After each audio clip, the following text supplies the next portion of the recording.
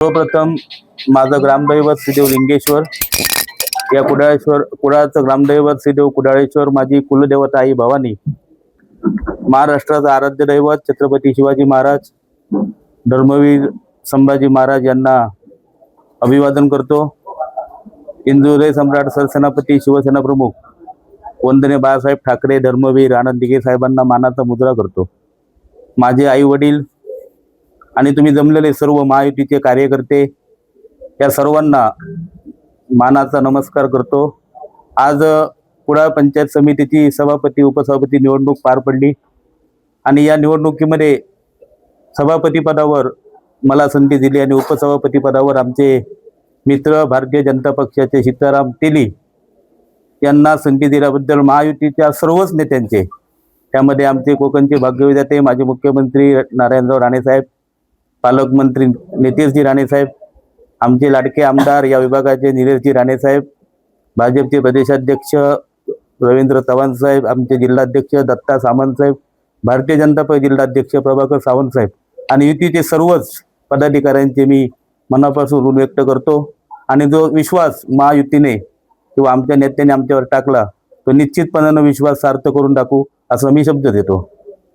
महायुतीच्या तुमची निवड झाली, कशा प्रकारचं काम पुढच्या काळात होणार आहे? गेली 3 ते 4 वर्ष या ठिकाणी सभापती किंवा उपसभापती पदाधिकारी नव्हते। तालुक्यातील रस्ते, वीज, पाणी हे मूलभूत प्रश्न आहेतच, त्याच्याशिवाय आरोग्य, शिक्षण आणि याशिवाय सर्वात महत्त्वाचा प्रश्न कोणता असेल तर शेतकऱ्यांसाठी प्रभावीपणे या पंचायत समितीच्या माध्यमातून आम्ही काम करणार आहोत। आजच्या दिवशी हा शिवसेना आणि भाजप युतीच्या महायुतीच्या दृष्टीने एक आनंदाचा क्षण आहे की पुन्हा एकदा महायुतीचं वर्चस्व या जिल्ह्यावर आहे सिद्ध झालेलं आहे।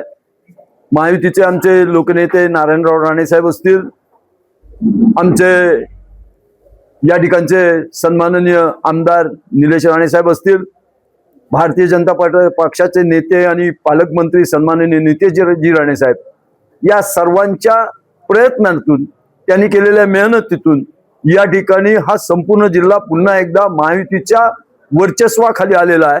आणि सर्वात महत्त्वाचे म्हणजे या ठिकाणी कुठेही विरोध नव्हता, बिनविरोध पद्धतीनं सगळ्या सभापती आणि उपसभापतींची निवड झालेली आहे। याचाच अर्थ की जो मोदी साहेबांच्या पासून दिल्लीपासून जो काही विकासाचा रथ या ठिकाणी या शेवटच्या माणसापर्यंत नेण्याचं जे स्वप्न आहे ते महायुतीच पूर्ण करू शकेल असा आत्मविश्वास आजच्या या दिवशी या ठिकाणच्या जनतेला महायुतीनं दिला आहे असं म्हटलं तर ते चुकीचं ठरणार नाही। त्यामुळे महायुतीच्या सर्व नेत्यांना, मग आपले मुख्यमंत्री फडणवीस साहेब असतील, उपमुख्यमंत्री आमचे एकनाथजी शिंदे साहेब असतील, आमच्या दुसऱ्या उपमुख्यमंत्री सुनेत्राताई पवार असतील, या ठिकाणचे सर्व आमचे उदय सामंत असतील, दीपकभाई केसरकर असतील, आमचे सर्व नेते मंडळी जी आहेत त्या सर्वांचं या जनतेच्या प्रती एक फार मोठं ऋण आहे।